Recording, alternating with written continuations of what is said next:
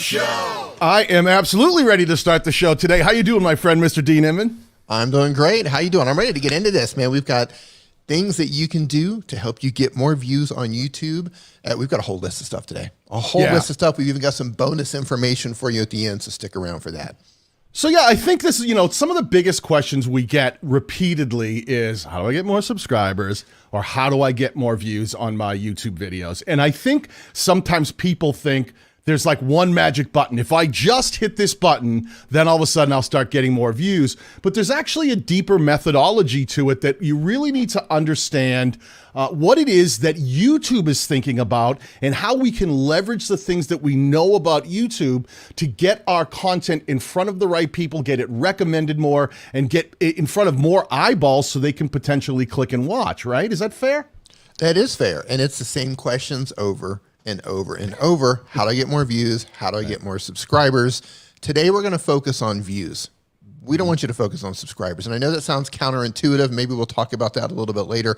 But today we're going to talk about views and things that you can do to increase them. So let's go ahead and get into it. You ready? Sure. Let's jump right into it. Listen, you've probably heard us say this before, but the number one most important thing that you need to focus on if you're trying to drive more views is to make sure that the channel that you're creating has a strong value proposition. Value proposition is something we've talked about quite a bit, and it breaks down to these big 3 W's. If you've ever heard of us talk about these big 3, it's kind of things that you really need to understand and make sure you don't just brush it off, because it's probably the most important thing. Having a strong value proposition allows you to make every other decision on your channel to connect with the people that you really want watching your content. So the very first one of those W's would be the what. What is your channel about? As in niche, what kind of channel are you? It's not enough to say I'm a vlogging channel or I make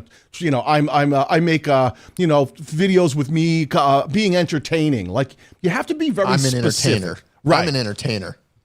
That's what I do. I make funny videos because I'm funny, because me and my friends are funny.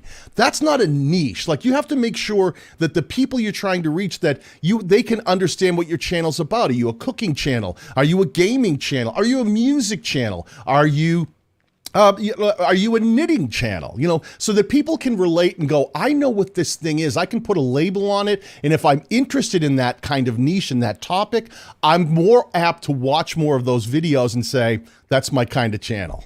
D, what's another W under the value proposition?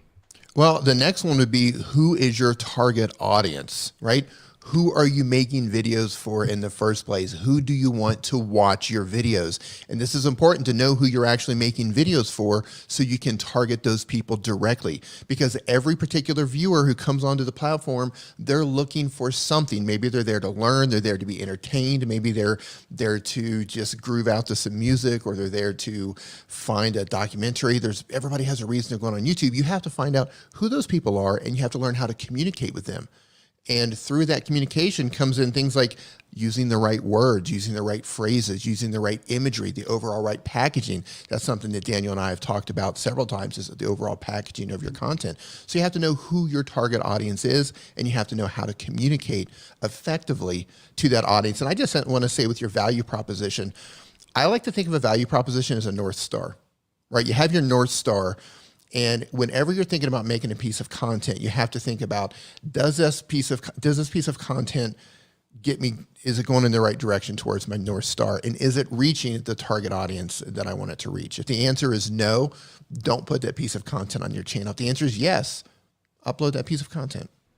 I totally agree, because it's the very thing we talk about, where you can say, when you're thinking about a title or a thumbnail, or you're thinking about the channel art or a playlist, you can always say to yourself, what is my value proposition?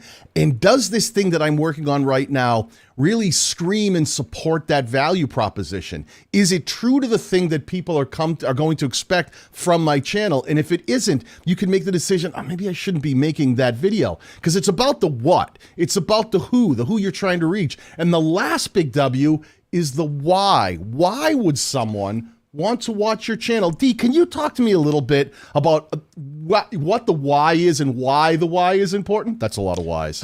That's a lot of whys. Yeah, why someone would want to watch your channel in the first place? Because there's tons of channels, are probably hundreds of thousands of channels doing exactly what it is that you're doing, you have to give them a reason why to watch your channel. Gamers especially get lost on this one. A lot of people are like, watch me play the game, and they just go in there and they play the game, and they get lost in the sea of gamers. I don't know, do we have any gamers in the chat right now? If there's any gamers in here, type in yes right now. We usually have a lot of gamers that would come and hang out in both of our chats, but you have to make sure you give people a proper why, right? For my channel, I help mobile content creators and mobile YouTubers and mobile live streamers. All of the content on my channel is to help them. I've made my channel a destination. I give them clear information on how they can do better at succeeding on YouTube and be better at live streaming with their mobile phone. So I give them a reason to come and watch the videos, and I upload. I was going to say upload. I don't upload consistently, but the uploads that I do have, it's targeting the right audience, and I give them a reason to continue to come back because they can continue to learn about the topics that they're interested in, which is making content with their phone. 100% agree. Dale Compton in the chat asked really quickly, hey, TubeSpanner, other than ad content, what if my channel is so small, the quote-unquote who's do not present enough data? This is what you have to understand, Dale.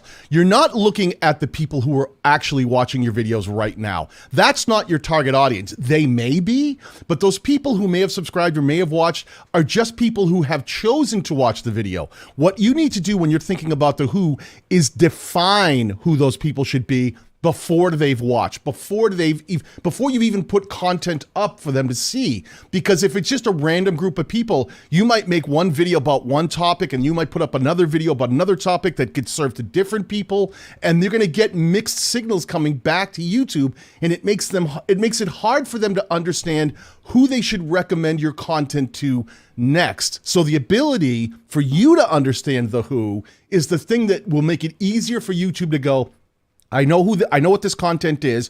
I've put it out to these certain types of viewers who seem to be interested in it. Now I can recommend it to more people who have no idea who you are and see how they react to it. And if this content reacts, then other content on your channel should be in line with your value proposition. So if they liked one piece of video content that you put up, YouTube should be able to grab another piece of content, present it to them, and if it's in alignment, those viewers should say, oh, I'd be interested in watching this as well because it's similar in value proposition and relevant to something that I'm interested in, so I'll click and watch. And that's how you start driving more views to some of the other pieces of content on your channel.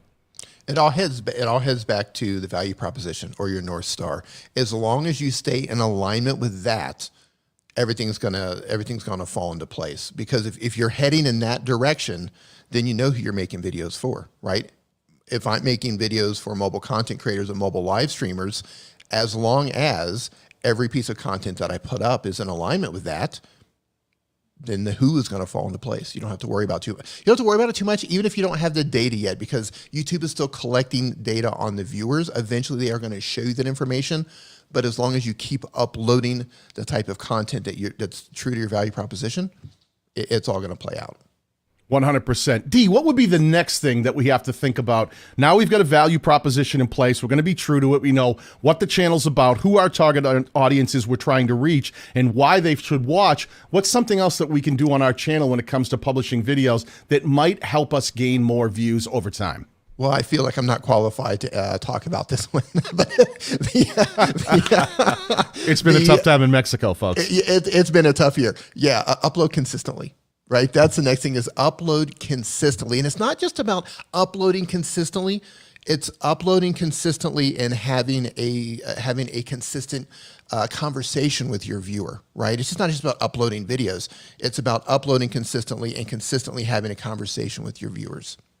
Yeah, that's so true, because what happens is one of the things that a lot of people don't always realize is YouTube has come out and said that they've done a lot of different tests over the years to figure out how they can get people watching and keep them watching. And they used to just serve out highest performing videos, like let me find something that's relevant and high performing, and this should keep people watching. But what they realized is as some of those videos were a little more dated or had been around for a while and recirculated, they realized that a lot of people like very fresh content. And when they introduced newer content on some of the subject matters and interests that people might share, they realized that they started seeing the watch time overall go up for those viewers and across the platform. So you'll see nowadays that new content, right when you drop it, it'll have that new sign. And when you see it in the listings, it'll say new next to it for a short period of time. And you'll actually get a little extra push out in front of people because YouTube understands fresh content. It really gets people excited and they want to watch it. So putting stuff up that's newer, that's fresher, that's constantly being uploaded and staying up to date, not only gets your viewers to understand what they can expect from your channel and keeps them coming back, but YouTube gives you an extra little push in there too because that content is fresh. And that applies to small channels as well. So if you're just getting started, you're just uploading content, even though you don't have any subscribers yet, or maybe if you just have a couple of videos up, you're still going to get that tiny little boost because you are uploading fresh content. So that applies to everyone across the board. Right. And the best way to actually build a channel that can drive a lot of views is to have enough content on your channel that you start to build a catalog. So if you're not uploading consistently and you've got 3, 4, 10, 12 videos over the course of a lot of months, what's happening is every time that something might start to connect, YouTube is always thinking about what they can serve that viewer next to keep them watching, something that they might want to view. So if you have a deeper catalog because you've been publishing consistently and uploading content and building that catalog out that's true to that value proposition and stays relevant and like Dee said, true to that North Star, then YouTube has more content on your channel to potentially recommend to that viewer. If they watch one piece of content, they might recommend another piece of your content, and that's a great way to drive more views. Don't think about views as limited to one piece of content. You're trying to build something bigger, something that people will consume and watch more of your content and drive views across the channel, not just one video taking off and not having anything to follow it up. That's key. And I think when somebody comes to me and says, how can I grow faster? How can I grow faster? How can I expand my channel? How can I do X, Y, Z? The thing that I like to push them to the most, obviously you want to focus on things like, good titles and, thumbnails that get clicked, so on and so forth, audience retention. But the next important thing is getting them to watch a second piece of content or maybe even a third piece of content. I can't emphasize enough how important it is to try to get people to watch more than one of the videos that you upload. So instead of thinking about, I'm going to upload this one video, I've got my blinders on, I'm just going to focus on this one video, you need to be thinking about how can I get them to watch one video and then get them to watch another video. That is so important. So important. Well, that's it. I think sometimes people think I just need that one big viral hit and then I'm going to be successful. And not only does that not frequently happen, in most case scenarios, most of the successful creators that I know never really had one big viral hit. They may have videos that did well over time and actually drove a lot of views over a period of time, but the really successful creators that are in it and actually doing well and becoming full-time content creators are the ones who are building content week after week, building out their channel and having a lot of smaller videos that are all driving views together to make for a successful channel. Really, really important in there. And when you were just saying that, Dee, like getting content out there that people can watch, this is one of the next steps that I think is really a key to getting more views, is it starts coming down to the packaging. When you upload that content, one of the things you want to think about is the thumbnail. That's probably, in my opinion, the most important thing that can get someone to click and potentially watch your content. Can you give me a few tips here, Dee, about what people should think about when it comes to making thumbnails for their content? Well, first and foremost, like if you're going to focus on something, if you're just getting started, right? You don't yet have the skills in terms of editing and probably in communication to get people to watch your videos long. That's something that everybody continues to try to improve no matter how long you're in the platform. I still struggle with it. Daniel, I'm sure you still struggle with it as well. We're always trying to find ways to get people to watch an extra 20 or 30 seconds or an extra minute of the video. So that's something that's going to go on forever. But focus on learning how to make a good thumbnail, because if you don't win that click, if that first click doesn't happen, you're never going to get the view. It dies right there. Everything starts with the actual thumbnail. So study great channels. Study channels that have hundreds of thousands of views, if not millions of views. Try to find patterns with large channels in your niche and try to figure out, okay, well, what are they doing with their thumbnails? Are they using contrasting colors? Are they putting text in there? Are they not putting text? Pay attention. You know, there have been some best practice studies made where faces in some niches, in some situations, will get clicked on more than no faces. 2 faces will get clicked on more than 1. 3 will get clicked on more than 2, so on and so forth. That doesn't mean it's going to work with your niche. That's something you're going to have to test to see how your audience is going to respond to it. But there have been some studies on that. If you are going to use text, use really bold, easy to read text. Don't use a lot of words. This is one of those situations where less is more. The idea is to stop people from scrolling and to either give them enough information or to pique their curiosity to where they want to click and then get into your video. Boy, that was the biggest thing you just said right there. Get them to stop in the scroll. I think sometimes people think there's like a formulaic thing, like I got to put my face and a branding mark and some text and bright colors, and that will get them to watch. But if everybody's doing that, you don't stand out from anything else. The most important thing you should think about is not having a thumbnail that necessarily stands out from everything, but you want a thumbnail that's effective, that portrays the messaging of that content, because you're not necessarily competing against everyone else in search. Everyone always thinks, well, I gotta look better than the guy who made a video just like mine to beat him. But the reality is that the vast majority of views come from YouTube recommending your content. So you're not just competing against content that's similar to yours, you're competing against all of the other interests that viewer has in that particular moment. So they're getting served all kinds of different content, and you need to be able to stop them so that they go, wait a minute, I want to know about this. That's interesting. That's compelling. I think that messaging spoke to me. I got stopped in my tracks the other day, and I posted this up in my members only group by a video from Steve-O from the show Jackass, where all it was a title that said, you know, there's one of the characters, his name was Danger Aaron, that they used to always pick on. They tied a piece of string to his tooth and the other end to a Lamborghini and drove the Lamborghini away. There was nothing wrong with his tooth. They just want to see if they could yank it out. They picked on that guy a lot. I always felt like I would hate to be him on that crew because he gets a lot of it. But they actually made a video that said, you know, was Danger Aaron bullied by the crew at Jackass? And they actually had a great thumbnail that showed him kind of staring down Steve-O, and it had another image where his head had been shaved like in a reverse mohawk. They pulled all his hair out of the middle, and it really was compelling, because not because it had like the brightest colors or that it had some fantastic keyword that someone scored well for. It spoke to my interests. I was a fan of the show Jackass. I knew who Danger Aaron was. I'm interested in, you know, in the idea of the discussion of people getting bullied, especially with what had gone on with David Dobrik. And there's a lot of, you know, that's a very hot topic, are these prank style videos going too far and bullying people in retrospect. So it hit on a lot of interest points for me that I went and stopped and went, I have to check this out, because it didn't say he was bullied. They asked, was he bullied by Jackass? ? And I went, well, I have to click to find out what they think, because it's actually talking to the guys in Jackass. And that to me was compelling. It was intriguing. It hit on my interest points, and it made me want to click. Well, you know, the important thing there that you said, it was attractive to you, right? And they know how to attract a wider audience. So if whatever niche that you're in, going all the way back to knowing who your target audience is, you have to learn how to make thumbnails that your target audience will click on.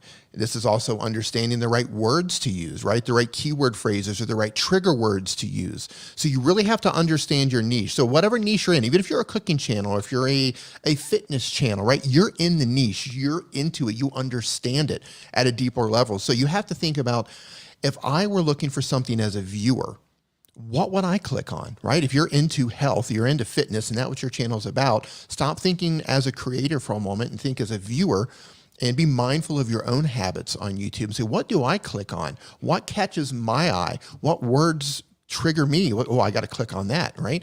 Daniel clicked on the one from Steve-O. Like, you have to be mindful of these things, and you have to start implementing that stuff when you're putting your own titles and your own thumbnails together. You know what was interesting about that thumbnail, D? There wasn't a bit of text in it. You know, I think that's one thing that I talk to creators a lot. They think like, I got to put the title and stuff it somehow back up and put words in my thumbnail. A lot of times it doesn't take any of that. There's the old saying that a picture is worth 1,000 words. If you went out with your family and you hung out at the beach all day and you were taking pictures of your family playing at the beach, would you then take those pictures when you got home and grab a big magic marker and go, okay, me, let me write me and put an arrow to me. And there's my mom. Let me put my mom in an arrow. Oh, and there's my girlfriend. Let me write girlfriend and put in it.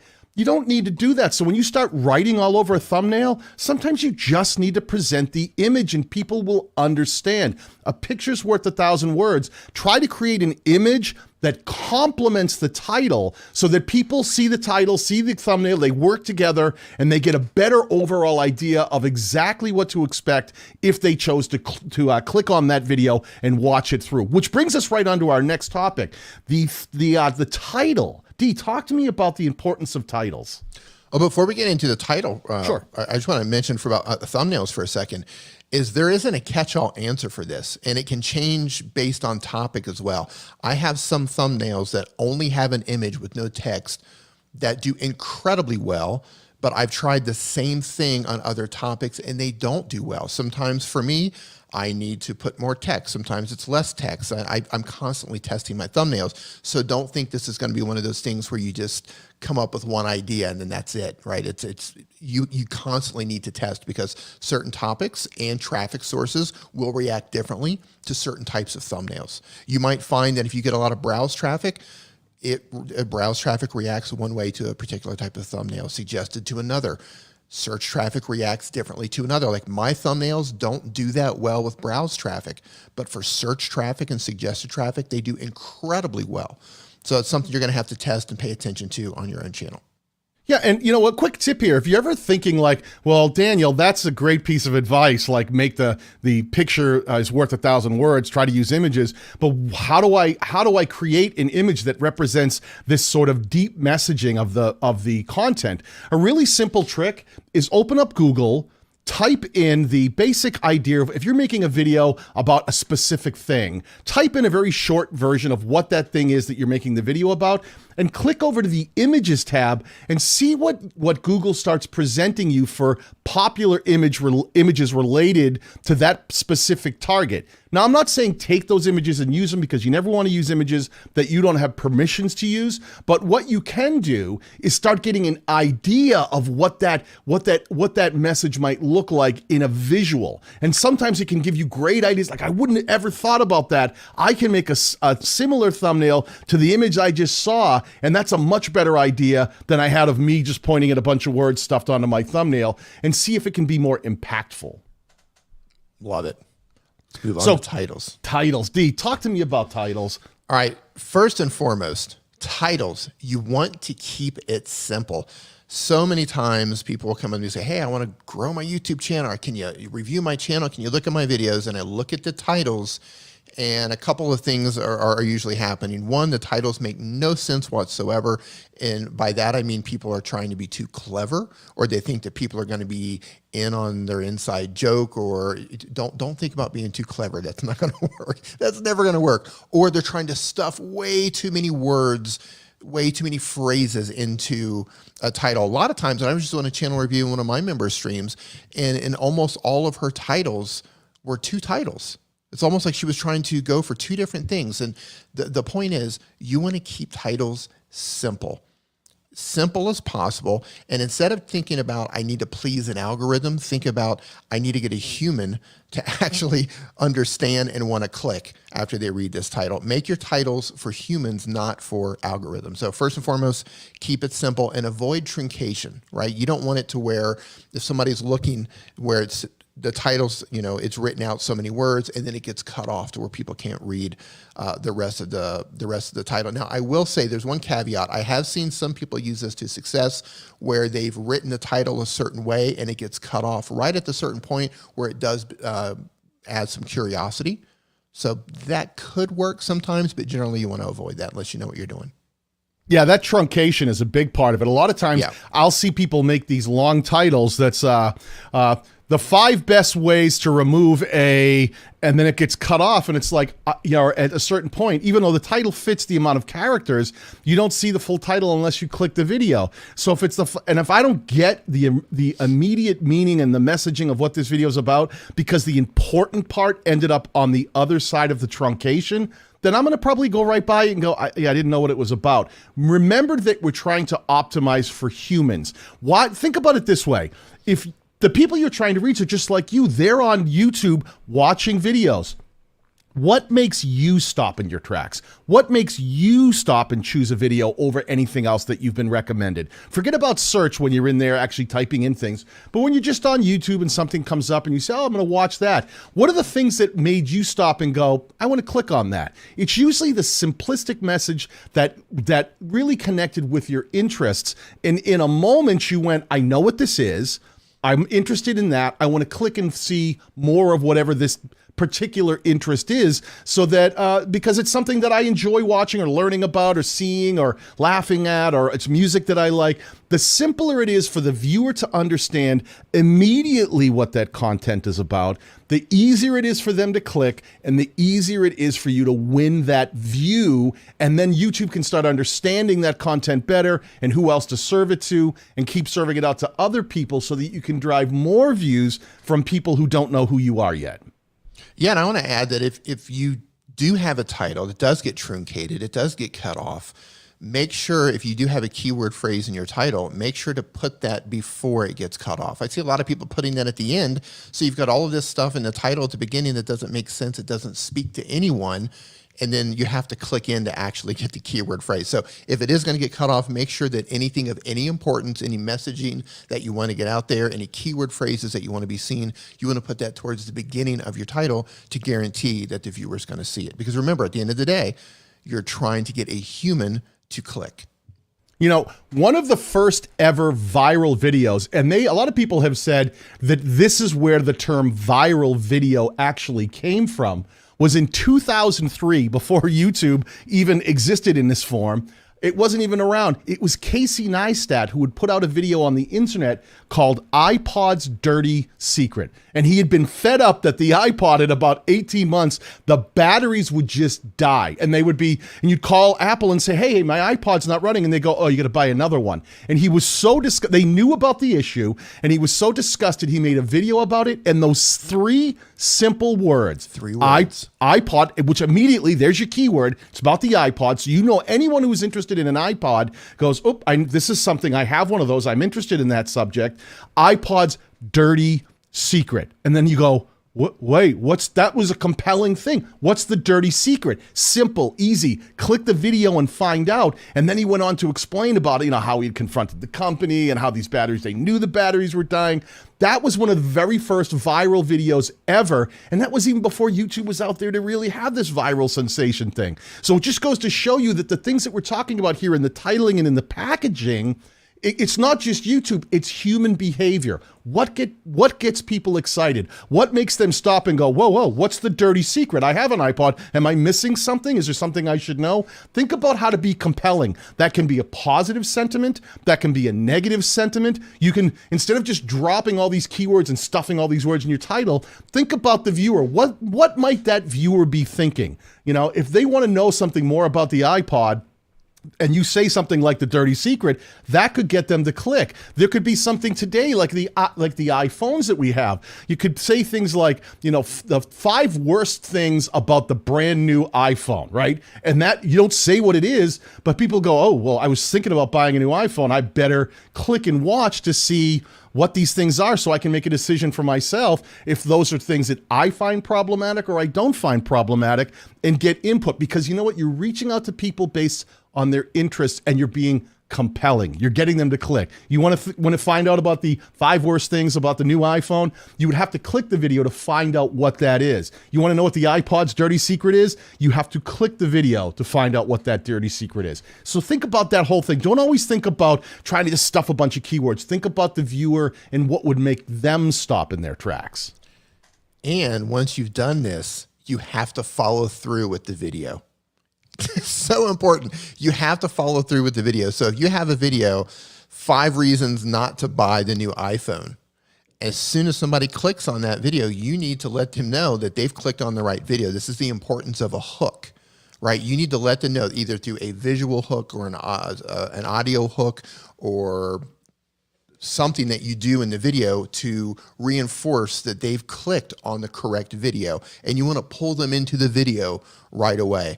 And you don't want to clickbait, right? A lot of people have it, like, iPod's dirty secret. You click on that video, he has to do something right away and pull them in. He can't make a video that's unrelated to iPod's dirty secret. So you don't want to clickbait. I mean, there's good clickbait, but you still have to deliver. When I say clickbait, I mean you write a title that has nothing to do with the video you're just trying to get views. That's going to kill your average view duration. People aren't going to watch. They're going to click off and your video is going to die off. So make sure that you follow up with a strong hook and a good video that's relevant to the title. Nick, You in the promised house. them. Hey, Your, Nick, your brother's tracking you. you promised the viewer that you're about to give them this information, so you have to make sure you give it to them. Yeah, and that's so important because what some people don't realize is when we talk about these things, like why is that important and how's that going to get me more views? Listen, YouTube is using audience behavior to understand who to serve your content to next. So all of these things work together to send back traffic signals to YouTube so that they can better understand the content and the type of viewer who might be interested in it, because that's where they put all of their effort. YouTube spends all of its time trying to understand the viewer and viewer behavior because they want to get people watching and they want to keep them watching. So they try to figure out what kind of relevant things are out on YouTube that would serve that viewer's interests. And then they combine that with the other half of the equation, which is performance. How well have these videos performed? Just making a video about something that you think they're interested in isn't enough. You have to put the video out there and you actually have to get people to click. You have to get them to watch. You have to get them to watch for a significant period of time and then hopefully get them to watch more of your content so that all these traffic signals go back to YouTube and they better understand the rest of the world in the YouTube ecosystem that might be interested in this type of content and go, yep, we've got more people over here who are also interested in, the dirty secret of an iPod. Let's try taking this video that's relevant to that and has strong performance metrics and send it over to them and see if they'll click. And that begins that funnel, that whole domino effect of driving more views. So important. That thumbnail and that title, that's that packaging. That's where it really can make a difference, winning that click. Yeah, and if you don't get to click, if they scroll past you, it's over. You don't get to view. Like Yep. That's the end of it right there. If they scroll past you, you've lost. Yeah, You've and lost. for every person who chooses not to click and watch your video, YouTube is taking note of that because YouTube put it in front of somebody in the form of an impression. And if they choose not to click, they're taking that data and going, people don't like it. They're choosing not to click. They're skipping over it. And the fewer people who click and the fewer people who continue to watch through the video, the less that YouTube will recommend that piece of content out to other people that you could be driving views from. So you need to get in alignment with the target audience and the things they're interested in so you can make content that connects so that they send back all those positive traffic signals. So important. Let me ask you one other question here. We were talking about like the titling and talking about the way we put together that whole packaging. Keywords, Dee. Keywords we mentioned in there. How do keywords fit into the idea of helping people connect and potentially click and watch your content? Well, first of all, keywords is what your audience they're going to notice. So using the iPhone example, 5 reasons not to buy the new iPhone, right? I'm going to be very specific with that. I'm going to put 5 reasons not to buy the iPhone 12 or the iPhone 12 in 2021, whatever it is. But I'm going to focus on iPhone 12 because that's going to be the newest iPhone because that's the keyword. That's what I want people to pay attention to. Right? That's my target audience. I want people who are interested in buying the new iPhone 12. So I want to make sure that in my title, I clearly have up front something about the iPhone 12. However that applies to your niche, that's fine. But just make sure that those keywords are going to be attractive to the target audience. Yeah, they also help with search. They do because not only I think when you use keywords, you're using it for two reasons. One, if the keywords are in your title, and I'm not saying stick all these crazy keywords and stuffing, and you do not want to stuff a bunch of keywords in your title, because at the end of the day, we're trying to make content that people will stop and want to watch because they understand it, keeping it simple. But if it's about the iPhone or the iPhone 12, then it's probably a smart move to make sure that you have iPhone 12 in that title. And you also want to think about things like, how can you potentially connect with people because of what they're thinking, right? Because one of the things that people think is, it's keywords are just to help YouTube understand the content. And that's true. I think titles are one of the things that YouTube uses to understand if content is relevant to a certain conversation or interest. I think that's important. Keywords not only in your title, but the things you say in your video, because YouTube actually listens to your content and creates closed captions. That's them hearing what you're saying. So just sticking things in the title isn't enough. You have to make sure that all that metadata that it's gaining, where it's hearing those keywords of what the video is really about, sink in. But also in terms of your viewer, if right now you're making a piece of content about some topic and you're trying to figure out the conversation people are having around it, you want to make sure you're using the terminology and the words that are coming up in that discussion. It could be something like if people are really like heavy duty Star Wars junkies, you have to make sure, and they're watching some new Star Wars trilogy, or they're watching something new that came out on Disney Plus. And if it's, the new Mandalorian and there's a new character in the Mandalorian that's like really controversial, then you want to make sure you know his name, because those people who would connect with it would know his name, would recognize it. And that would be a keyword to help them understand this piece of content is about that character and I want to watch this. So keywords are as much about connecting with people as they are making sure that YouTube as a platform understands what your content is about. Love it.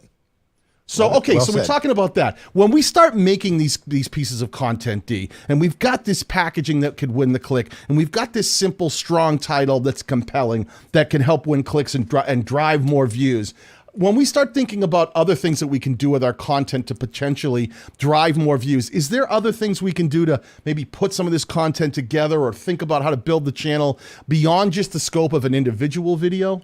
Yeah, well, we talked earlier about getting people to watch multiple pieces of content. So that leads us right into playlists. Once you have a couple of videos that people could watch one after the other, you want to put together a really strong playlist with a really good title. And I want you to treat your playlist just like you would a video. Everything that we're telling you about videos, you want to treat your playlist the exact same way. You either want a title that's going to be very compelling to get people to click, or something that's going to do well for search, and you want to put in a playlist description. They do allow you to add a description with that, and you can put keyword phrases in there as well. Again, don't stuff, but write something out conversationally that makes sense to the viewer, to where because YouTube will suggest a playlist to people. You open up your homepage, wow, there's a playlist YouTube wants me to watch, or somebody searching for something. Wow, there's a couple of playlists YouTube is suggesting. So you want to make sure that the words that you use speak to the viewer. Again, the goal is to get them to watch one piece of content and then watch another piece. Think of it as getting people to binge watch your videos, and that's what playlists are great for. And the cool thing about playlists is once you create them, you can actually put them on your homepage and completely optimize your homepage with relevant playlists that your viewers will be interested in. So when somebody comes to your homepage, they can easily find binge watchable content grouped together by playlist that they can click into and just go down the rabbit hole of watching your content, right? Give people what they came for, and you can group all of your content together in a playlist and put it on your homepage to make it easy for them to do that. The easier you can make it for people to get to your content and binge watch it, the better off you're going to be. And it's funny, when you and I do a lot of channel reviews together, we'll pull up channels, and one of the biggest mistakes I see is people throw playlists together like they're labeling the book department in the library. Just it's vlogs. Like, right, vlogs. Vlogs, unboxings. Like if I don't know your content and what it is, when we said originally, the very first thing, developing a strong value proposition, that's helping the viewer understand what it is your channel is about, who the target audience, and why they should watch. All of these other areas are opportunities for you to help engage that viewer and get them to watch more content. So if you're a tech channel and you just put unboxings, I don't know that there's anything in there that speaks to me. If someone came up and said, what kind of content do you make? And you go, I do unboxings. Like, okay, of what? You know, there's so many things that can be unboxed. So make sure you're thinking about things like if you're going to develop a playlist and you're doing unboxings and you're a channel that like you're an El Jefe who focuses a lot on different headphones, right? He has a lot of content on headphones. Then he could do a playlist, and instead of saying unboxings, he might say the best Bluetooth earbuds for 2021, right? That's a playlist title that immediately helps reaffirm that value proposition and get someone to go, oh, this is cool. I actually have been thinking about comparing different sets of headphones or wireless earbuds. I'm going to start here on this playlist because I don't want over ears. I want something that's in ear earbuds, and this looks like a playlist that I could watch several pieces of content. But let me ask one more thing here, Dee. My position has always been this. I think putting content together in playlists is important, but that doesn't necessarily mean that everybody's going to come to your channel, click on a playlist and go, let me find the playlist first. Right. And now I'm going to go ahead and click on the first video and watch through. Playlists can be important just in the idea of grouping content, because a lot of times people find content just out in the wild. It's recommended on browse or in suggested, or it's in search. But one of the things we think about when we're putting together content in playlists is there's actually smaller pieces inside of those playlists. And in each piece of content, where we can actually start connecting those videos and recommending other content in that relevant playlist. Can you talk to me about some of the places that people can potentially do that in their playlists? Yeah. Let me explain that. But before I do that, like we just talked about playlists, and I'm getting ready to talk about some other things that you can do here. But I want you to just pause for a second and think about all of the tools YouTube is giving us for the sole purpose of getting people to watch that next piece of content. Yep. They're giving us playlists. They're giving us cards. Right? Cards are the little things that show up on the video up on the top right-hand side that people can click on and go watch another video. They give us end screens, and that shows up at the end of your video for the last 20 seconds. If you want to, I don't recommend you draw out the last 20 seconds. You can make it shorter, but they give us the ability to put more videos at the end of our video. They give us the ability to pin our own comment, and we can link out there to another video or another playlist. We can put links in the description and link out to another video. So they give us all of these tools for the sole purpose of leading people to watch another video or lead them into another playlist. Take advantage of the tools that they're telling us what to do. They're not just giving us one tool here. They're giving, here's multiple tools that do the exact same thing. They get people to watch another piece of content. And if you're not taking advantage of these tools, all of them, you're losing. And this is exactly what we're talking about. Each of these little things, every time someone clicks a link or clicks a card or clicks an end screen, that's a view. That's another view. You have to get out of that mindset of this one piece, this one video. What button can I push to get everyone to watch this one video that I just put up there, and start thinking about a larger strategy of driving awareness and connecting with the target audience so that they watch many pieces of content, different pieces of content on your channel. That's how you drive a lot of views, is getting a lot of content to start performing and driving views to different viewers across the spectrum, all serving that main interest needs, so that they may have already watched your most important, your most high performing video, and YouTube is going, what can I serve this viewer next to keep them watching? You want to be that next view. They've already watched this video. How do you get another view? Probably not to the same video, but you can certainly push them towards another relevant performing piece of content and say, hey, if you like this one, think about watching this other video that I have. I think you might like it. It's very similar in contextual ideas and in the relevancy of the topic that you watched in this one. If you got one video on, you say it's the 5 worst things about the new iPhone 12. You could also have another video that maybe talked about 5 things you actually did like about the new iPhone 12, and it's the opposite side of that same conversation where someone goes, oh, okay, well, let me find out what he actually did like about the iPhone 2 because I'm trying to make a decision. So think about linking that content and getting views to other pieces of content, not just the one they're sitting on now and watching. The next video is so important. And you can build it out even more. So you can have 5 reasons not to buy the iPhone 12. Another video could be 5 reasons to buy the iPhone 12. Another video could be iPhone 12, change these settings immediately. iPhone 12, how to increase your battery life. You could build out so many videos on that, and you could use the cards and the end screens and the pinned comments and the links, and you can group them all together and put them together in a logical order. So when somebody's watching one video and you're suggesting to go watch the next video, they go, oh yeah, that makes sense. I absolutely want to learn how to save my battery life because I just bought the iPhone 12. They just watched a video on change these settings immediately. Okay, well now you're telling them how to save battery life. Oh yeah, absolutely, I want to watch that because that's what I want to do. You're speaking to that viewer, you're giving them the next step, and you're taking advantage of all the tools that YouTube gives you to send them off to the next video. Yeah, It's almost like that's really powerful stuff. It would seem simple, but it's so powerful. you know what? It's so simple that people overlook it, right? If you're in the Facebook groups, if you're on Reddit, if you're on Discord in the YouTube growth space, all you see is people saying things like, how do I get more views or how can I get a viral video?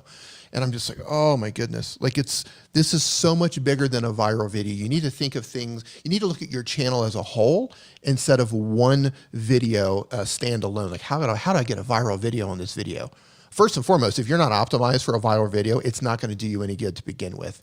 But stop thinking about how I can get one video to explode and think about how can I bring my entire channel up with a catalog of content that speaks to a particular viewer. That's where you're going to win. And you're going to win big when you figure that out. Yeah, and I've always said, like, one viral video can be the kiss of death to a channel that's ill-prepared to drive a lot of views. Because the minute that video takes off, guess what? Every video has a lifespan. They will drive views upward, and then you'll see it start to go down. Because it's not like everyone in the world wants to watch your video. Only the people who are interested in it. So the minute that thing starts driving views, you're excited you're driving new views to that video, and it's starting to take off. The people who are watching it are excited because they're interested in that topic. But all YouTube cares about, what can I serve this viewer next to keep this viewer watching? And if you aren't the person who's got the next video in there, or you're not going to get served more content to leverage that success, you're going to go up and you're going to come down and crash hard because people will unsubscribe, stop watching your content because you had nothing more for them. And that can be the kiss of death for a lot of channels that really weren't ready for one video to take off. Yep. Love it. Speaking of leverage, let's talk about leveraging your community. Oh boy, this is one of the biggest things that I think a lot of people miss out on. When you're creating a channel, sometimes you feel like you're the only one out there doing it. You're like the man on the island, right? You're just out there all by yourself, and it's you and the coconut tree, right? And you making videos, and there's no one else in the world that could potentially even ever talk to you or connect with you, have other people in your same situation.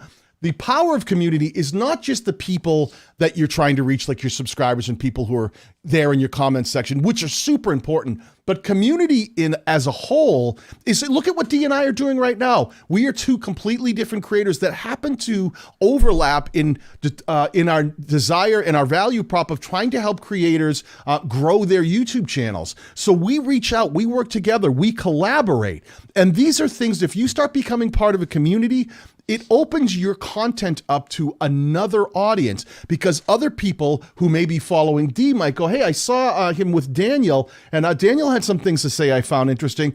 I'm going to go over and check out Daniel's channel to see what kind of content he has and if that's something that's a good fit, or vice versa. But we can get ideas together, we can collaborate on stuff, and what happens is it opens the doors so that you start becoming a part of a conversation, a bigger conversation than just you every week dropping your content. That exposure can be really, really powerful because there's a global conversation out there.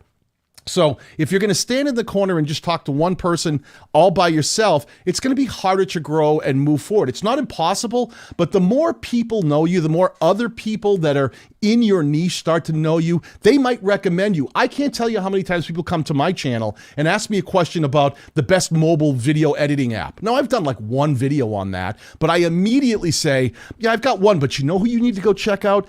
Dee Niman. He's got so many great pieces of content talking about mobile apps and how to create content with your mobile device. And I'll push them right over because it's an easy fit. He's my friend. He's someone who's in my community, and I know he would do the exact same thing and has done the exact same thing for me. Yeah, exactly that. Become part of communities on Facebook, on Discord, on Reddit. Find people in your niche around the same channel size as yours. I think a lot of people get this wrong when they think of collabs, and they start thinking about how can I collab with a larger YouTuber. They're thinking that that's going to fix the problems. That's going to grow my channel. And in some cases it will.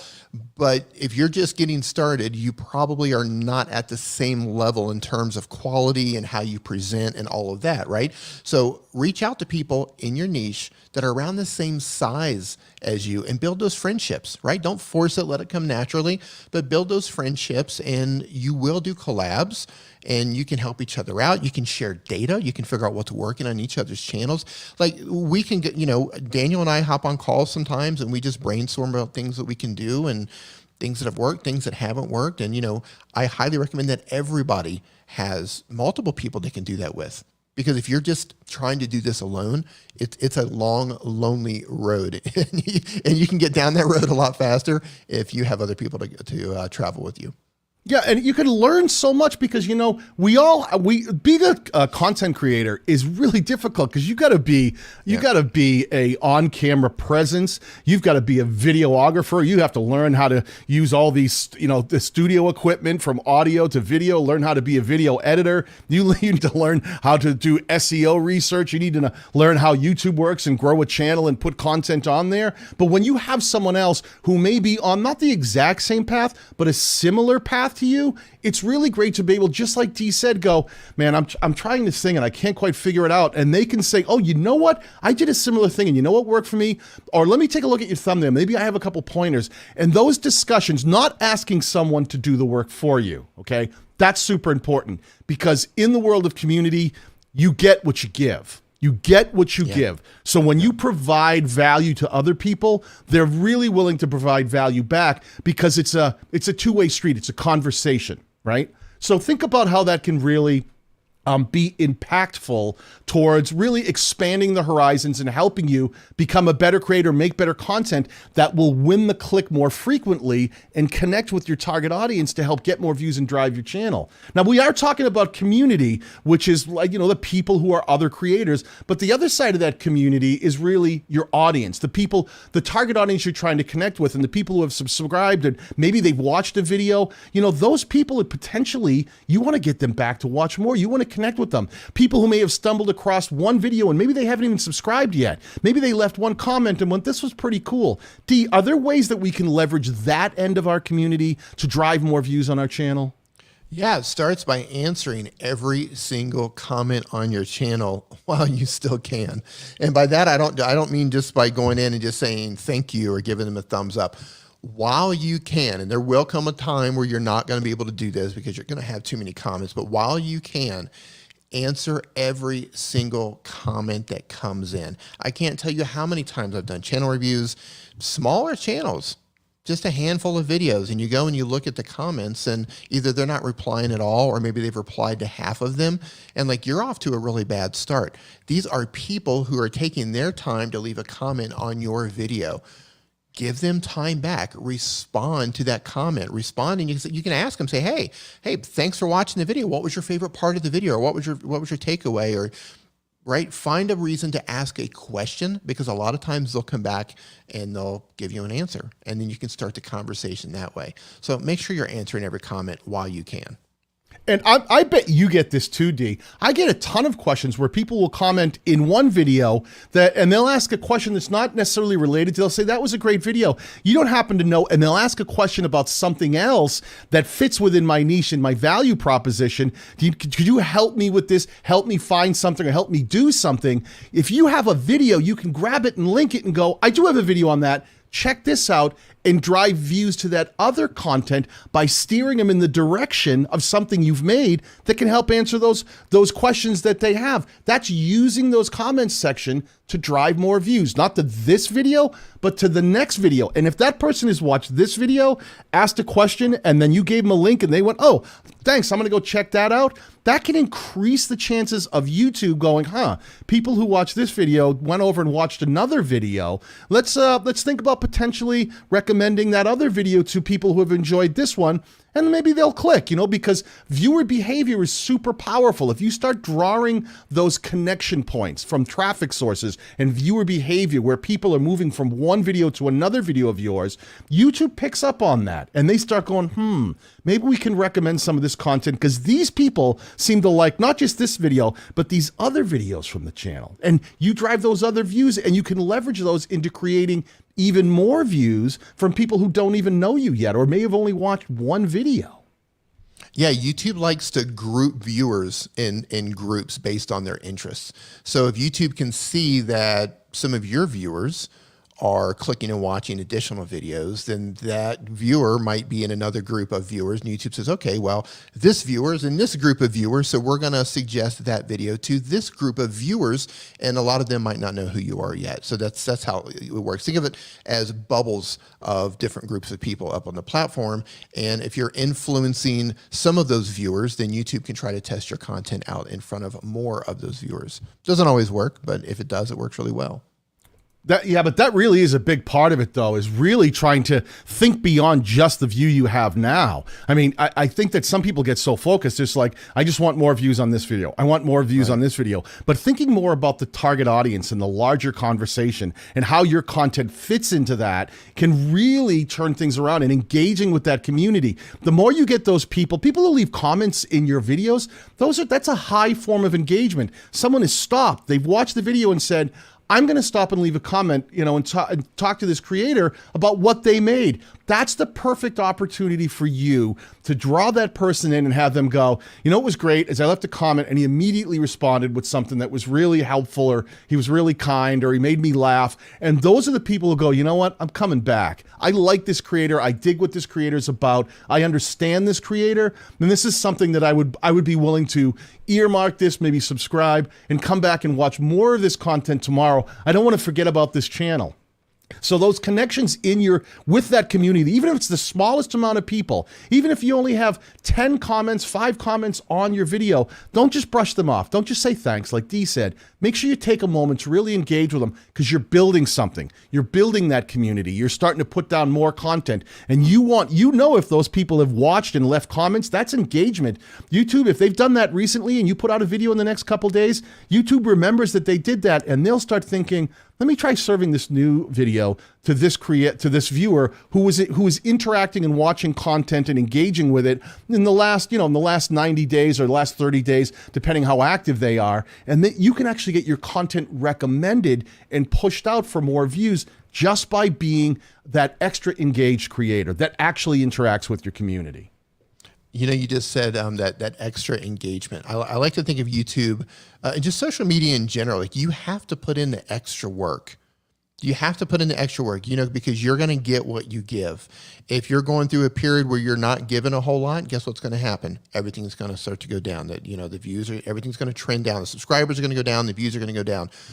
But if you're putting in the extra work, you're answering all your comments, you're on social media, you're doing all the things, you're putting in the extra time, things are going to trend up. So you have to put in the extra work. You have to. This isn't something that you can just get by on.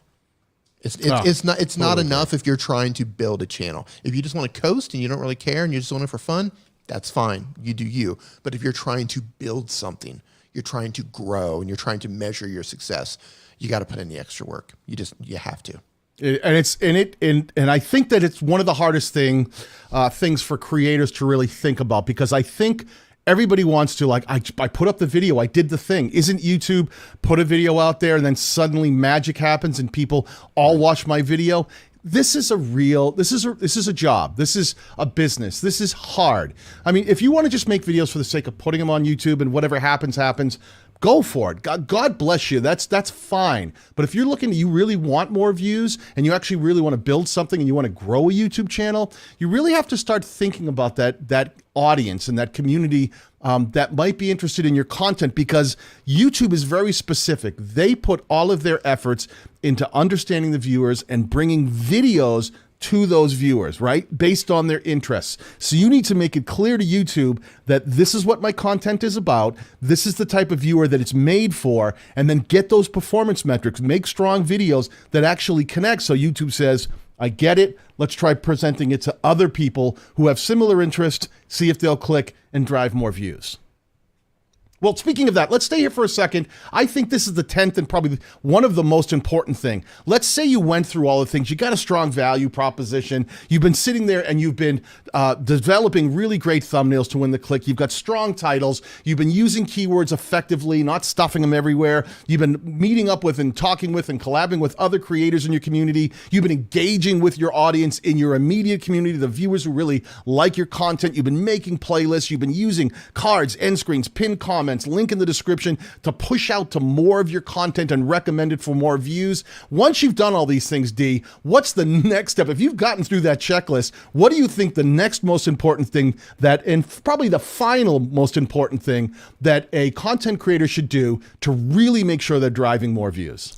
Well, this is the most painful part for a lot of people, including myself, and that's digging into your analytics. You have to know, like, even though you're putting in the work, even though you're doing all of the things and you're checking all the boxes, you have to learn what's working and what's not working. So you have to go into Creator Studio, or you have to download the YT Studio app. You have to understand your analytics. You have to see, you know, what percentage of people are actually clicking on your thumbnails, how many people are seeing the thumbnail versus how many people are clicking on it, right? YouTube gives us the data for impressions, click-through rate to give us, and they give us that information. You want to see how long people are actually watching your video. YouTube gives us that data as well in a couple different ways. Average view duration or audience retention will tell you how long people are actually watching your videos, and you want people watching as long as possible.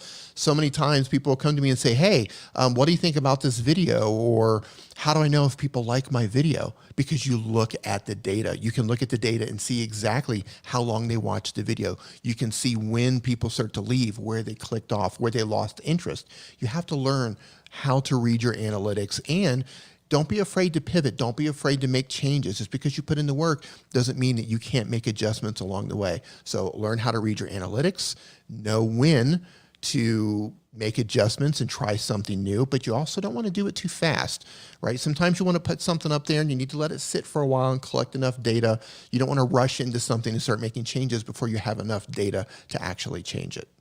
Yeah, that's a big point too. Like, right, when you're thinking about analyzing your data and then making adjustments so that you can drive the views you want, sometimes people put up 2 videos and go, my channel's not growing. It's like, well, you have 2 videos up. You have 5 videos up. You've been doing this for 3 months. You've barely started to build anything. You have to have reasonable expectations of what you want to see happening. And that data can help you, because if you can say, why aren't people watching my content? And you go in and you've got a horrible click-through rate, even on a low amount of impressions, that tells you you're missing the boat. It's being presented to people and they're choosing not to watch. And you can say, okay, it starts here with the click. My packaging is wrong because they're not clicking and watching. So either it's my topic, the target I was trying to go after, my thumbnail, my title, or all 3 combined are missing the boat, because YouTube is showing me that there's impressions that's going in front of people and they're all saying, nope, we'd rather not watch. So all that data shows you why you're not getting views. And if you're getting the click and you're winning the click,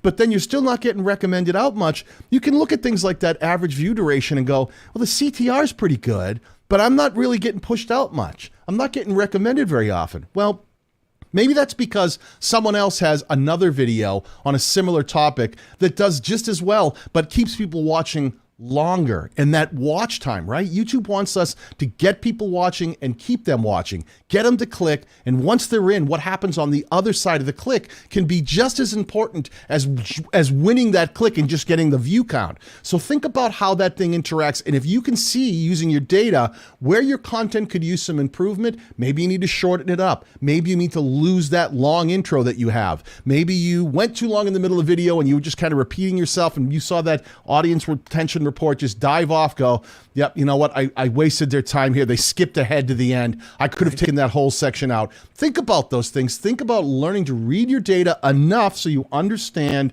how the audience is responding. That's what all that data means. It's telling you how the target audience is responding to your content. Learn from it, adjust, get back out there and apply it based on a decent data set, like Dee said. Don't just look at 2 videos or 1 video or 3 videos and go, oh, I don't know what I'm doing wrong. make content. You need to become a better creator, spend a bunch of time making content, and then look at a larger data set and see if things are working or not. If you're going 90 days and you've published 15 videos and none of them seem to be doing anything better, you're not seeing a single more view on the 15th video than you did on the first. They all hit 12 views and then they die. Think about, maybe there's something I'm doing wrong here. I put out 15, 20 videos and they haven't really done anything. Let me try a little tweak, a little better thumbnail, a little more compelling title. Maybe I can get 15, 20, 25 views on my next video, see if I can incrementally push it up. That make sense, Dee?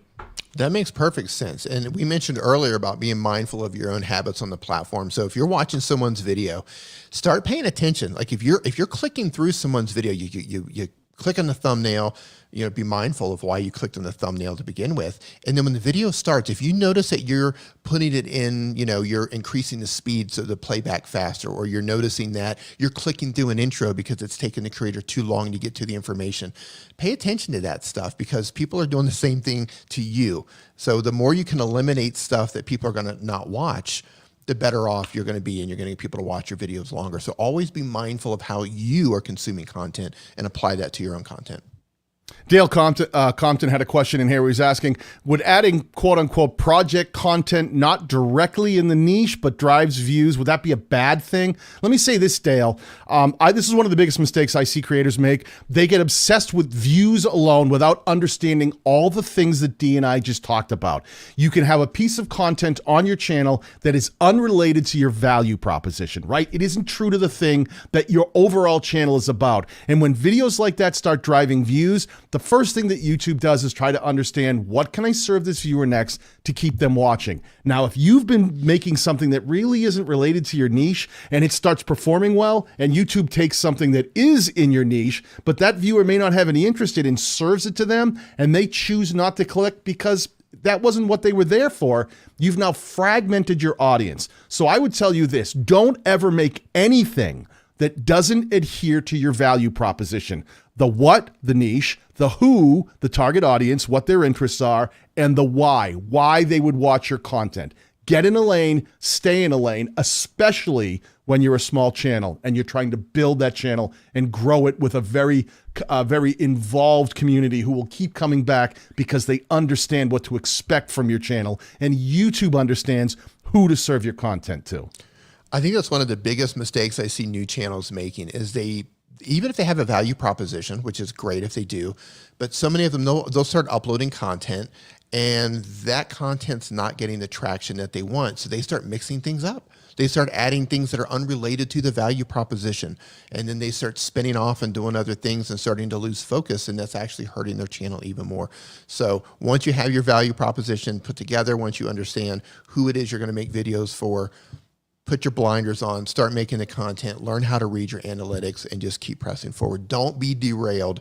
Don't be tempted to make content that falls outside of your value proposition, because that's where you're going to fall off the tracks.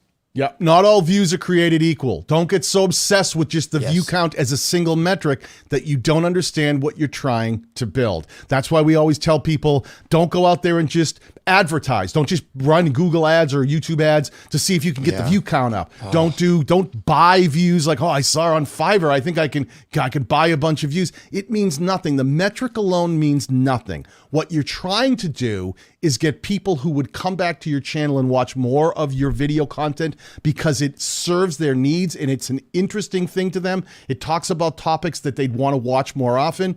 Those are the people you want to connect with. Real organic views from a target audience that understands your channel. Do that, and YouTube will have your back more than any advertisement will. They'll start finding the people for you that might be interested in your content and sending more of your videos out to them so you can drive more views across your channel. Love it. Nailed it. Boy, we covered a lot here today, pal. I really appreciate the time here from everyone in the chat.